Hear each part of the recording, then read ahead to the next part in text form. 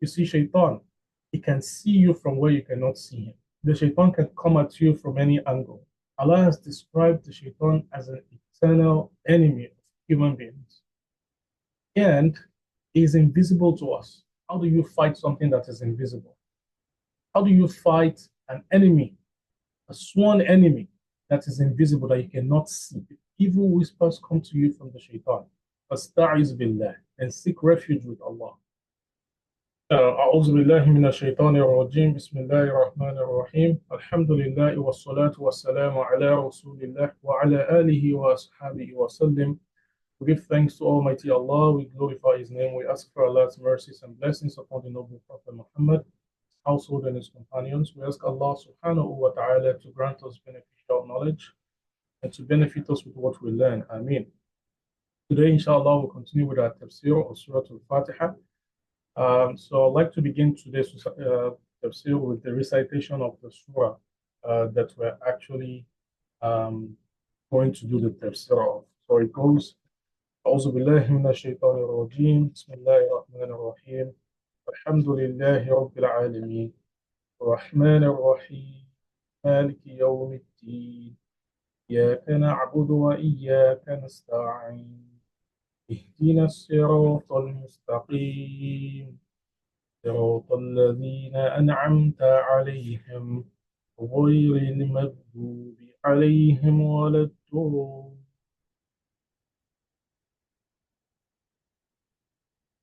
And it is said that after recitation, the Prophet ﷺ will say, anytime.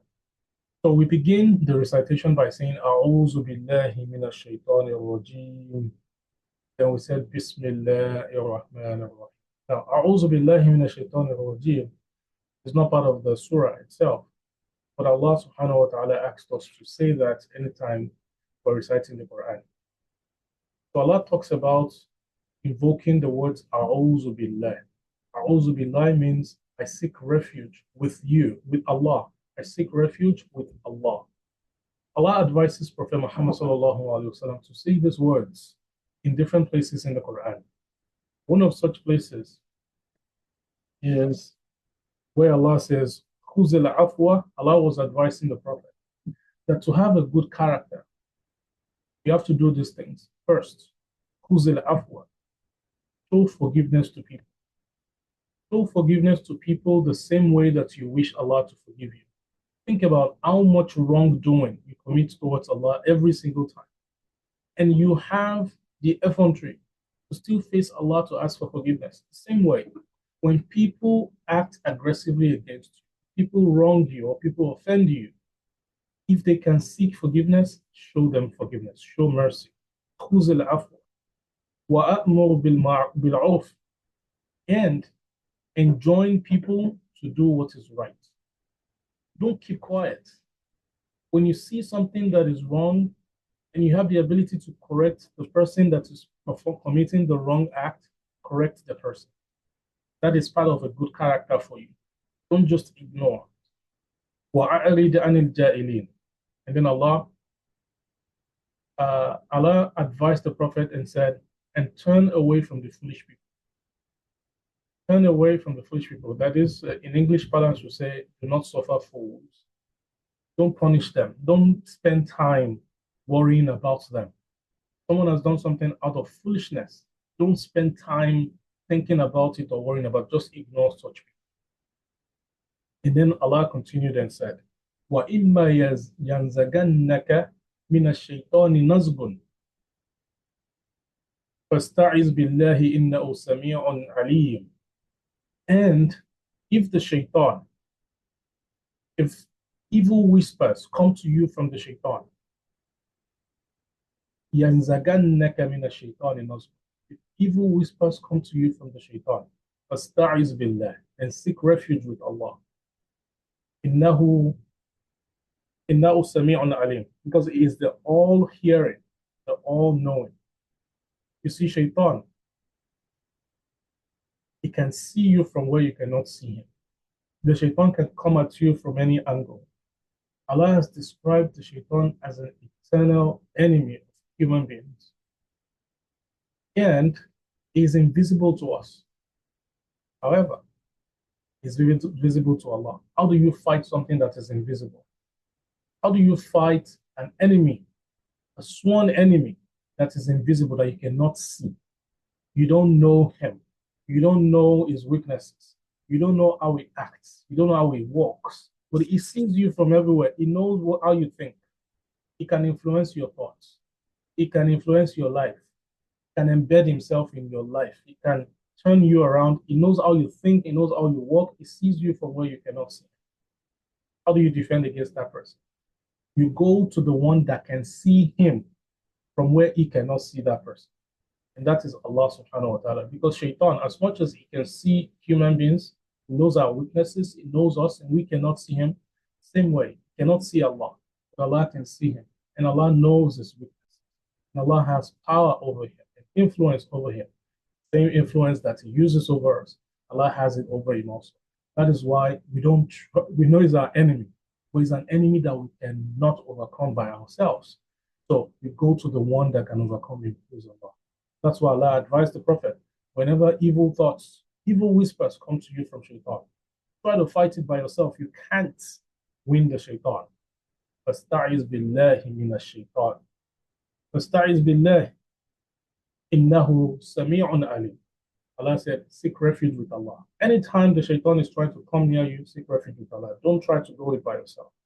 In another verse, this time Surah Al-Mu'minun, verse 96. Allah said, again, Surah Al-Mu'minun, verse 96. Allah said to the Prophet sallallahu alaihi wasallam, idfa billati iya ahsan. Idfa billati iya ahsanu sayyi'ata. Nahnu a'lamu bima yasifu. You see, when so here, let's talk about two types of shayateen. There's the shayateen al-insiyu and the shayateen al-jinni. There's the shayateen, the Satan amongst humans, and there's the shayateen amongst the jinns. The ones that you cannot see are the ones amongst the jinns. But the shaitan can possess a human being and use them against you in human form. That's a human shaitan. That person, remember, as human beings, inherently there is good in us. A human being can think like another human being and understand what they're going through, can have empathy. Human beings, we have our nature. There's good embedded in every human. Now, when a human is possessed by evil, by the shaitan, by the devil, the evil part of him will be more prominent, will show in his actions. So you'll be dealing with people with that evil part of him. However, inherently, he's still a good person by nature as a human being, the way that we are created as humans. So Allah taught the Prophet ﷺ, and by extension us, how to deal with these two kinds of enemies. The shaitan, again, is your enemy, even when he's in human form and when he's in jinn form. He's your enemy in any case, right? But you deal with them differently. But the one that you cannot see, that's in jinn form, seek refuge with Allah. But the one that you can see, hear what Allah said to the Prophet ﷺ. Yeah, Surah Al-Mu'minun, verse 96. Idfa billati iya ahsanu sayyi'atan. Repel evil from humans. Repel evil from humans with that which is better. Repel evil from humans with that which is better. That is, someone does harm to you. So do not retaliate with harm. Retaliate, or in a better way. Someone is abusing you, verbally assaulting you. Do not verbally assault the person back. Say something better to that person. Someone is saying vulgar words at you. Don't use vulgar words in return. Say better words. Oh, brother, may Allah forgive you. Oh, brother, may Allah grant you your wishes. Even though the person is abusing you. That is what Allah is advising the Prophet here. Idfa billati iya ahsanu sayyi'ata. Nahnu a'lamu bima yasif. Because the kuffar, they were saying bad things about the Prophet. They were spreading rumors about him, trying to destroy his reputation just so people don't follow him. Just so they can, steer people away from his path so they don't go to listen. They were saying bad things, hurtful things about him. And Allah said to him, Idfa billati iya ahsan. Sayyi'ah. All of their evil deeds retaliate only with what is better. Na'nu a'lam bima yasifun. We know what they are talking about. We know what they are saying around. We know what they are passing around amongst. We know. But you don't worry yourself about it. It's hurtful, yes. But don't respond from a place of hurt. Respond with what is better to them. And Allah said, in the continuation of that verse, ربي أعوذ بك من أمزات الشياطين وأعوذ بك من أن يحضرون. And say, my Lord, I seek refuge with you from the whisperings, from the suggestions of the Shaytan. And I seek refuge with you, my Lord, lest they should come near me. That is, see the two in the human form, the way that you fight against the Shaytan is to do that which is better. Don't go when they go low, don't go low with them. You go high. That is just what Allah is saying here. When they go low with you in human form, don't go low with them. You go high. And then, because in human form, they are still supported by the unseen ones. So while you are fighting the one in human form by doing good towards them, even while they are doing evil towards you, you have to remember to protect yourself against the one that is unseen.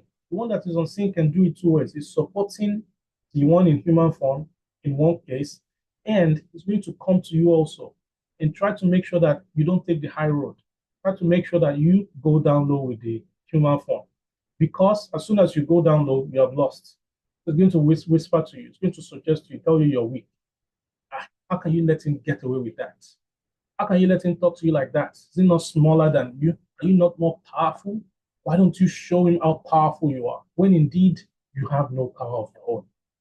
Why don't you show him that you own what you own when indeed you have nothing, you own nothing except that which Allah subhanahu wa ta'ala wills for you?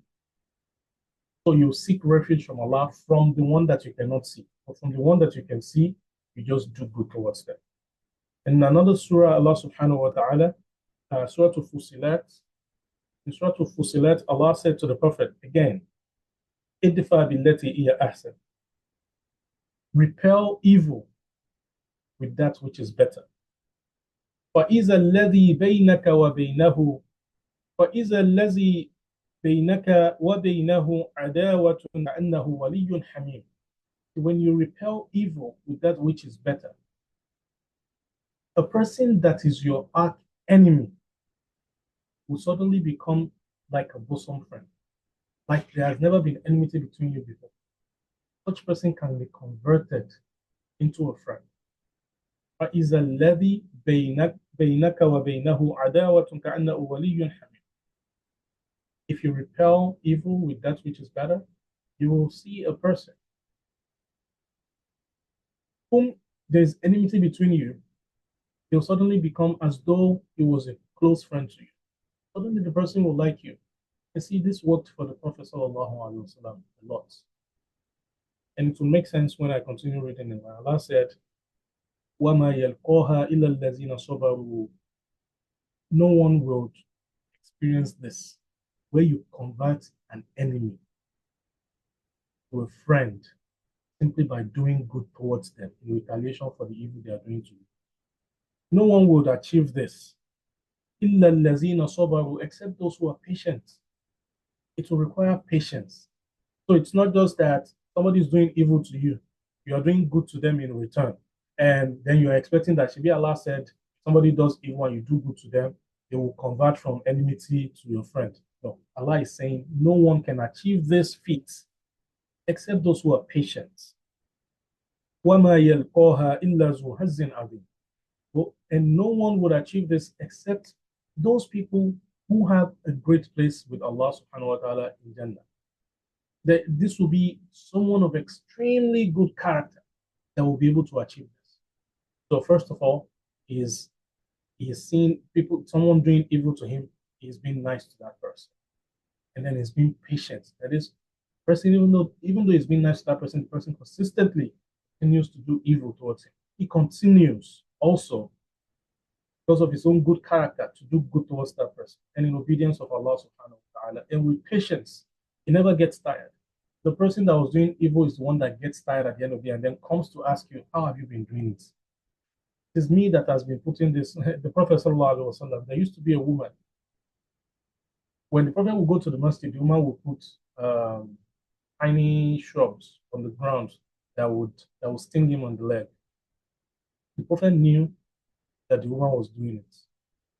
So there came to a time when the Prophet would go to the masjid, there will be no, there will be nothing on the ground, to hurt him. And he asked people that, what about the woman that used to pour some things on the ground when I walk? And they said, oh, the woman has been sick for a while. And the Prophet said, where does she? Prophet ﷺ went to the woman's house with her. I noticed that the hurtful things that you place on the road for me, I've not seen them for a while now. And they told me that you are sick. That's why I came to visit you. The woman was like, really? You came to visit me? You're not angry. I was doing evil to you all the while. So you are not angry. You even came to say hello to me because I was sick. And because of that, the woman accepted Islam.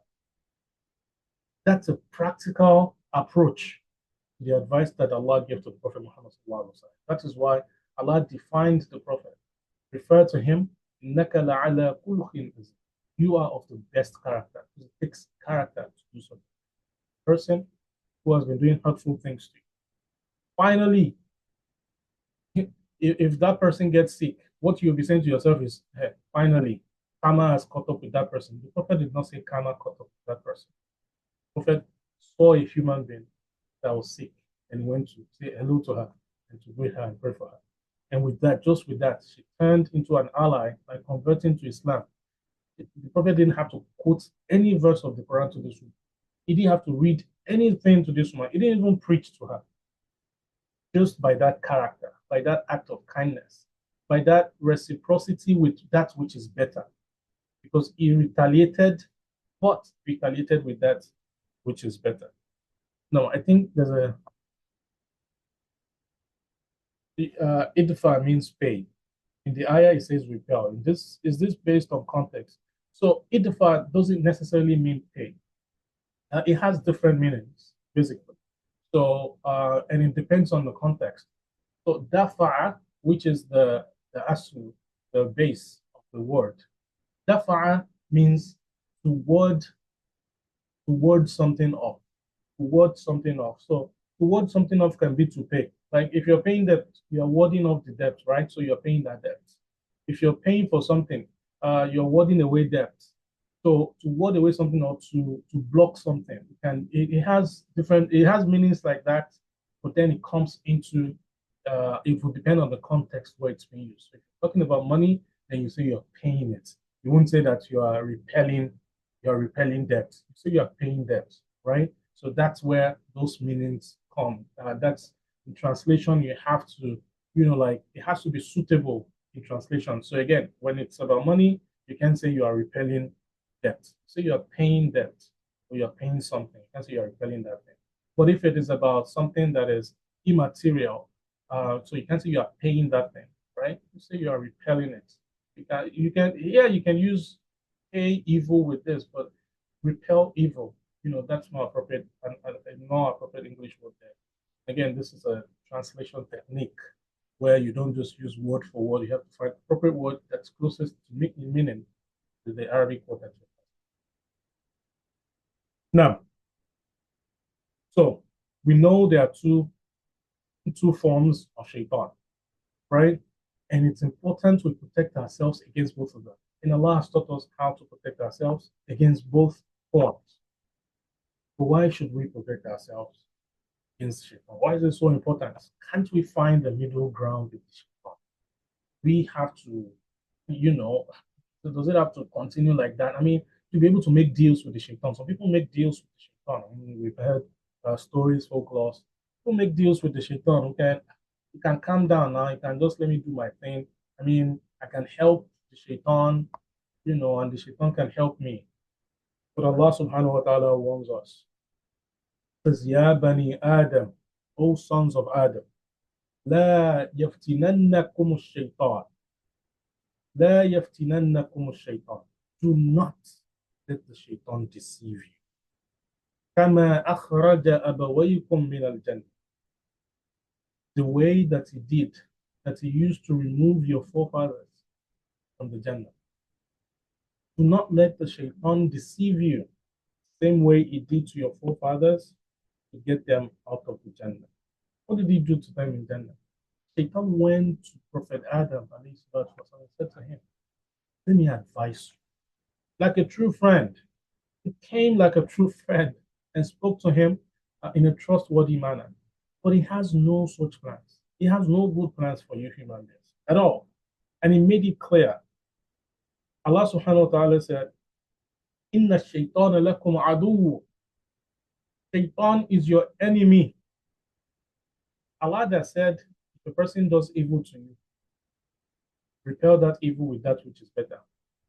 In this case, it's talking about Shaitan, that one, the main one, right? The main one.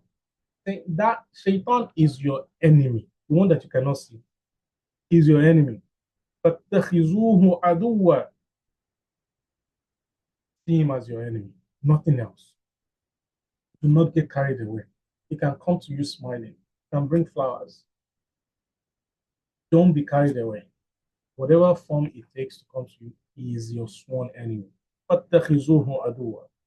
إِنَّمَا يَدْعُهُ حِزْبَهُ لِيَكُونُ مِنْ أَصْحَابِ السَّعِيرِ. He gathers his army, he gathers his people, so they will join him, Sa'ir, one of the hellfires. So he's gathering people, he's recruiting people, so that he will not be the only one, that they will join him in his torment of fire when he finally gets it. Don't be one of those that he recruits. And how does he recruit? He recruits by lying to you, by deceiving you, by promising you things that are not true. The same way he promised Prophet Adam والسلام, and his wife Hawa, after warning from Allah that everything in this garden belongs to you except this tree. Do not touch, don't go near it. And Shaitan said, Al adullukum ala shajaratil khuld. I tell you about a tree that will that will make you live forever. A tree that will give you all of eternity. You will never die. Allah didn't even tell Adam that anything about death. But Shaitan said, if you eat, you know why Allah said you should not go close to that tree? Because he knows that if you eat the fruit of that tree, you will never die. You will live forever like that. Adam got carried away. Greed. But from the suggestion of Shaitan.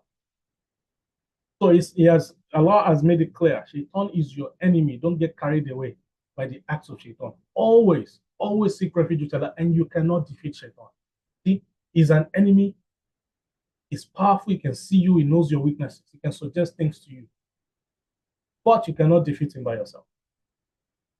To defeat him, you have to go to the one that is even more powerful than Shaitan. So Shaitan has power, yes, but Allah is more powerful.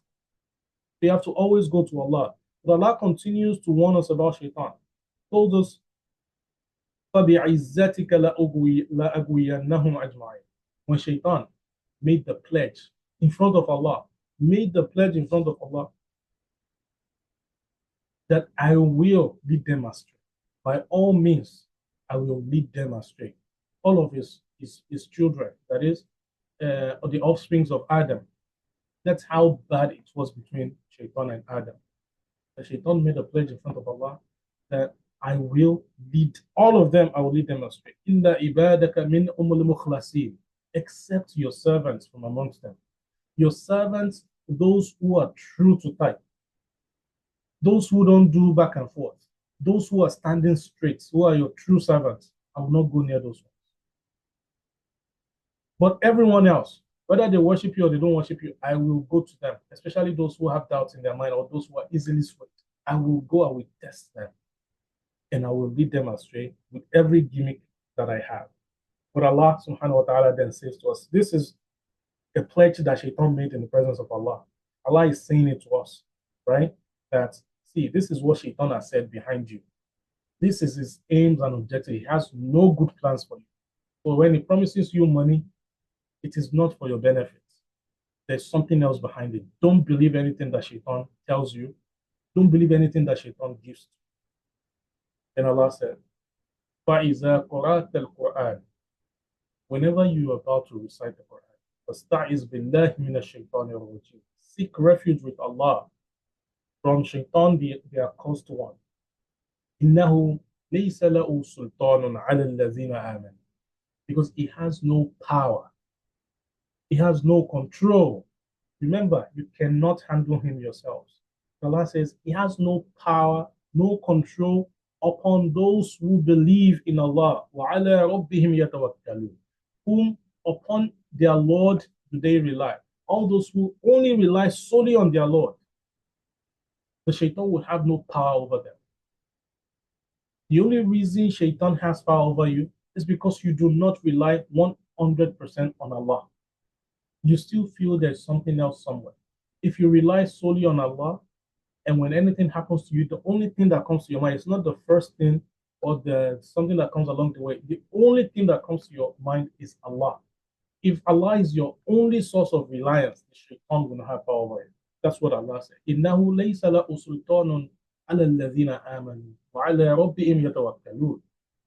He has no power, no control over those who believe, and upon their Lord do they rely.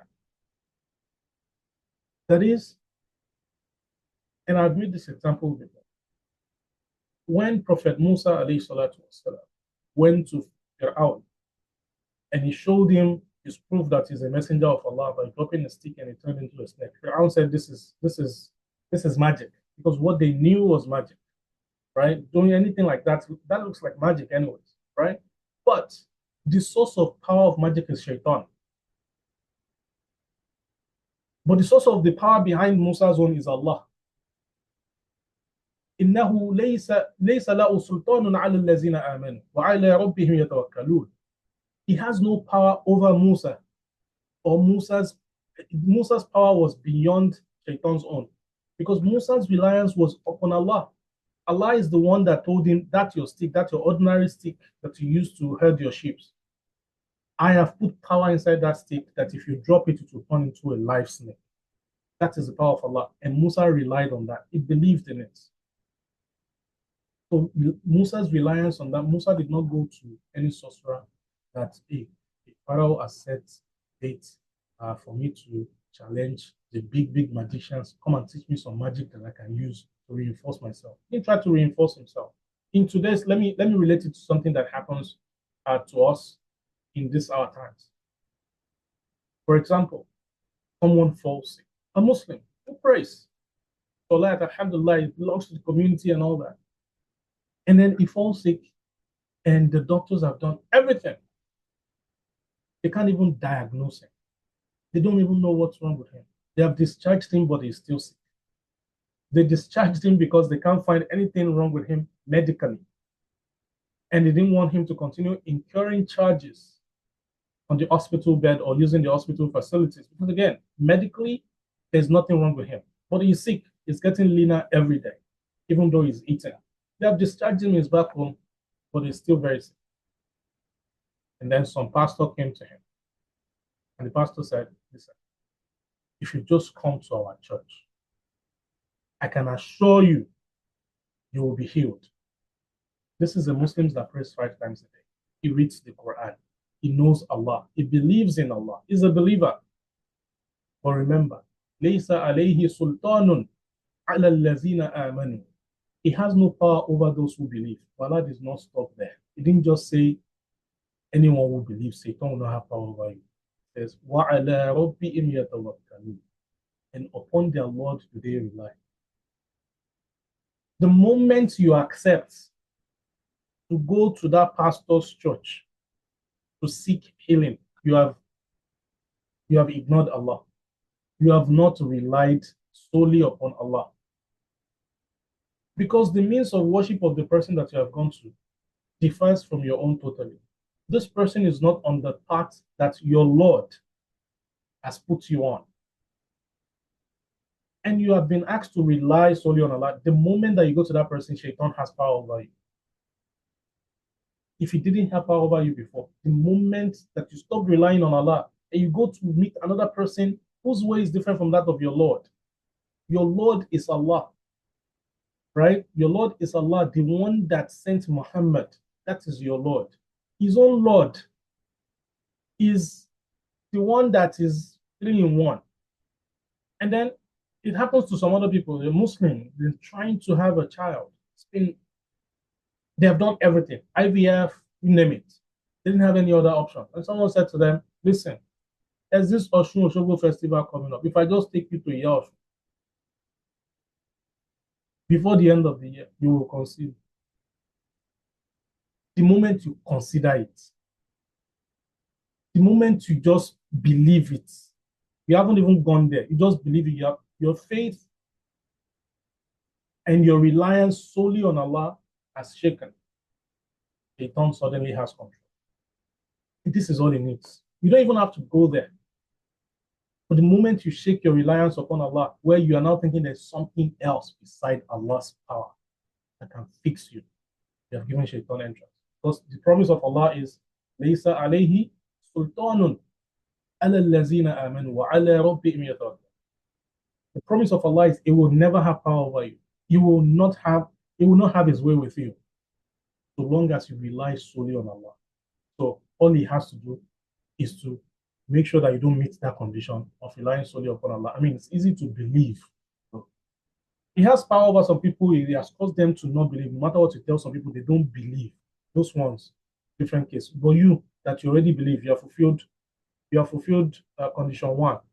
It will prevent you from fulfilling condition two. If you're already fulfilling condition two, it will wage a war against you, put impediments in your way so that you will shake on condition number two. And then he has his way. Allah then continues and says, إِنَّمَا سُلْطَانُهُ عَلَى الَّذِينَ يَتَوَلَّوْنَهُ.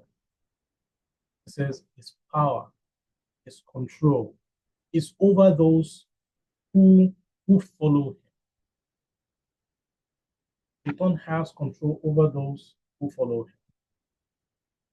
Let me tell, someone asked a question one time and says, those people who do money ritual, for real, they do money rituals and the money comes to them for real. The money ritual that they did, that they cut the head of someone, a live being, a human being, they cut a human being's head and they did some juju with it and money started coming in. What is the relationship between the head that they cut off and the money? Money is printed in Nigeria, it's printed by the central bank. In the US, it's printed by the Federal Reserve. So where is this money coming from and how does it relate to the head? Said to the person. The head that was cut off, that is used for that money ritual, has nothing to do with that money. The only thing that the head has that Shaitan has convinced you to commit an atrocity. He's trying to get you so far away from Allah that no matter how hard you try, if you change your mind tomorrow, you still will not find your way back.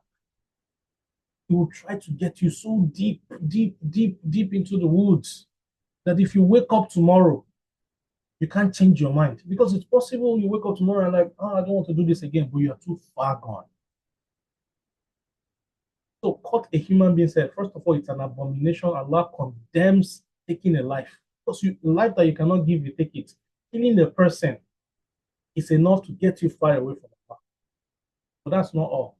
He asks you to cut the person's head and then put your belief in that cutting, that it is that head that is going to bring you provision. When indeed it is Allah that brings provision. That is shirk.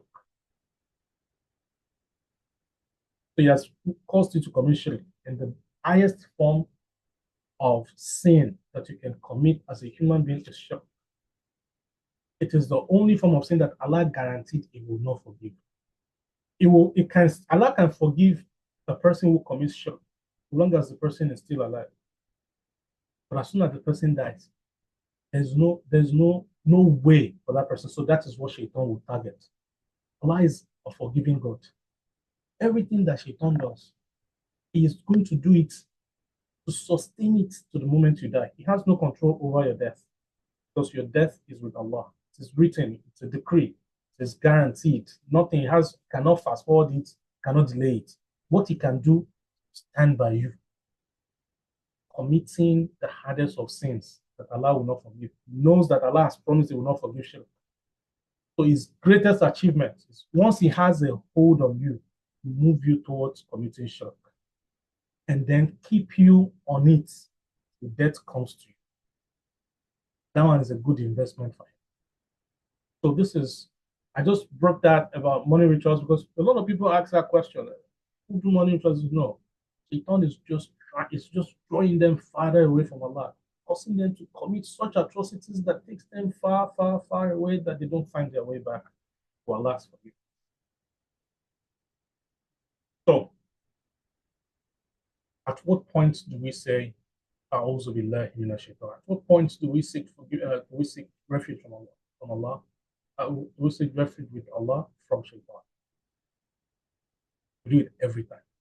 Like Allah has advised the Prophet ﷺ all the time.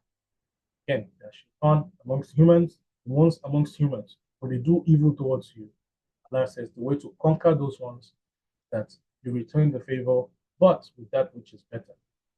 Someone says bad thing to you, you say a good thing to that person. Someone acts wrongly to you, you act right to that person. When they go low, you go high. That's how you defeat the shaitan amongst human beings. The shaitan amongst the jinns, the ones that you cannot see, Allah said, you cannot handle those ones. You have no power over those ones. Refuge with me.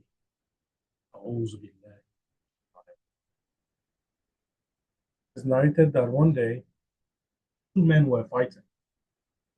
And they dragged themselves to the Prophet. One of them was seething through the teeth. He was so angry. You know, there are some people when they get angry, their face will turn red. Some people, when they are angry, they begin to cry. This man was angry. His nose was getting bigger because of that anger.